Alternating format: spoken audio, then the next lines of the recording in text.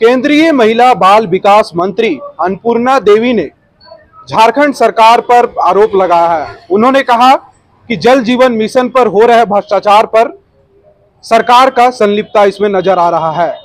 आइए सुनाते हैं क्या कह रही है केंद्रीय मंत्री। जल जीवन मिशन के तहत जो योजनाएं, जल मीनार हो, चाहे वो सिंगल विलेज स्कीम हो या फिर मल्टी विलेज स्कीम हो, हर एक योजना को ये ठेकेदारी की भेंट चढ़ा दी गई। और आज आप भी देख रहे होंगे कि जांच के क्रम में लगातार गिरिडीह में जब दिशा की बैठक हुई है या हजारीबाग हो, कोडरमा हो, जब भी दिशा की बैठक करते हैं, ये एक हमारा सबसे बड़ा मुद्दा होता है कि जो जल जीवन मिशन के तहत जो भी पानी की टंकी है उसको सही ढंग से उसका काम हो और साथ ही साथ लोगों को पानी मिले। लेकिन आज की स्थिति में ये बहुत इसकी बदतर स्थिति है और अभी सरकार भी जांच करा रही है। बहुत सारे पैसे का कोई अता पता नहीं है। यानी ये जब पूर्ववर्ती हेमंत सोरेन जी की पिछली जब सरकार थी उसमें जो मंत्री थे, कहीं ना कहीं ऐसा लग रहा है कि पूरा का पूरा इस योजना को पूरे राज्य के अंदर ये अपने चहेते लोगों को उन्होंने काम दिया और पैसे की बंदरबाट हुई। और आज जो गरीबों को, आम लोगों को, नीचे स्तर में गांव में रहने वाले जो आज भी कुआं से पानी पीते हैं, उन तक पानी पहुंचाना था, ये सरकार नाकाम रही। और ये सरकार की, राज्य सरकार के भ्रष्टाचार के वजह से आज ये महत्वाकांक्षी स्कीम धरातल पर नहीं पहुंच पाया। और नतीजा कि आज जैसे ही गर्मी की शुरुआत होती है त्राहिमाम मच जाता है, हर जगह पानी की किल्लत है। और राज्य सरकार को इस पर हम कहना चाहेंगे कि एक तरफ तो आपने योजना का बंदरबाट कर दिया, उस योजना को भ्रष्टाचार की बलि पे चढ़ा दिया। तो अब भी इस समय जो स्थिति बनी है, चाहे हम पूरे झारखंड प्रदेश की बात करेंगे तो हर जगह तो सरकार को चाहिए कि हर लोगों तक पानी कैसे पहुंचे उसके बारे में चिंता करनी चाहिए। ये लगातार सिर्फ राज्य में सरकार बनी, ये सिर्फ कहीं न हर एक विषय पे आप देखेंगे तो वो सिर्फ आलोचना करना इसका मकसद हो गया है और कहीं भी ये काम नहीं कर रही है। तो आज हम आपके माध्यम से भी जिला पदाधिकारी, उपायुक्त को भी कहेंगे कि आप गिरिडीह जिले के अंदर और या इस तरह से पूरे राज्य के अंदर निश्चित रूप से ये सुनिश्चित करनी चाहिए कि कैसे आम जन तक स्वच्छ जल। देखिए जो घटना हुई है बहुत ही दुखद है और निश्चित रूप से जो जब जवान शहीद हुए उनके प्रति संवेदना व्यक्त करते हैं। और लगातार भारत सरकार इस दिशा में कार्रवाई कर रही है। और निश्चित रूप से आज अगर हम देखें तो भारत सरकार के पहल से, आदरणीय गृह मंत्री श्री अमित शाह जी के पहल से आज छत्तीसगढ़ जैसे, बस्तर जैसे इलाके में भी अगर अभी की स्थिति में देखें तो बहुत बेहतर है।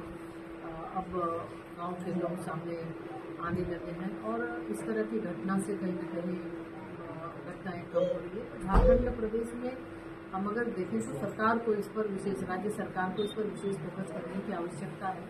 और राज्य सरकार, विशेष रूप से राज्य सरकार अगर ध्यान देगी, क्योंकि सरकार बनी है लोकप्रिय सरकार, जब आम जन के हित में दूरस्थ इलाकों में जब राज्य सरकार के द्वारा जो योजनाएं होती हैं उन तक अगर सही ढंग से पहुंचेगी तो धीरे धीरे शायद ये कम होगा। और आपने देखा कि पिछले जब आदरणीय रघुवर दास जी की सरकार थी उस समय झारखंड प्रदेश में हम चाहे पलामू की बात करें, चाईबासा की बात करें या गुमला लोहरदगा की बात करें, हर जगह जो ये उग्रवादियों का जो से कहीं न कहीं निजात मिला था और उग्रवादी बिल्कुल झारखंड से लग रहा था जैसे वो पलायन कर गए हैं। और लोग, आम जनता बहुत ही खुले रूप से, चाहे रात हो दिन हो, वो बेझिझक वो कहीं जा सकते थे, कहीं कोई परेशानी नहीं होती थी। तो मुझे लगता है ये सरकार, कहीं न कहीं सरकार की ये नीति, राज्य सरकार की, और जिसके वजह से आज ये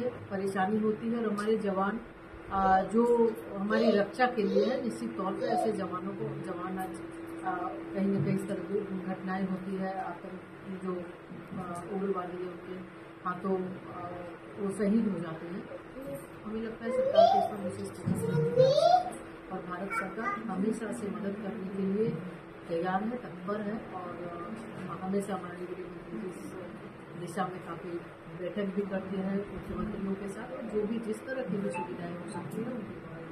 देखिए कल बाबा साहब भीमराव अम्बेडकर जी की जयंती है। निश्चित रूप से पार्टी लगातार सबसे पहले तो जब आदरणीय श्रद्धेय अटल बिहारी वाजपेयी जी की सरकार बनी, उस समय बाबा साहब को भारत रत्न दिया गया। और उसके बाद जब से प्रधानमंत्री आदरणीय नरेंद्र मोदी जी हैं, लगातार पंच तीर्थ के रूप में बाबा साहब का जन्म स्थल, मुख्य स्थल, शिक्षा और दीक्षा भूमि सबको उन्होंने पंच तीर्थ के रूप में विकसित किया।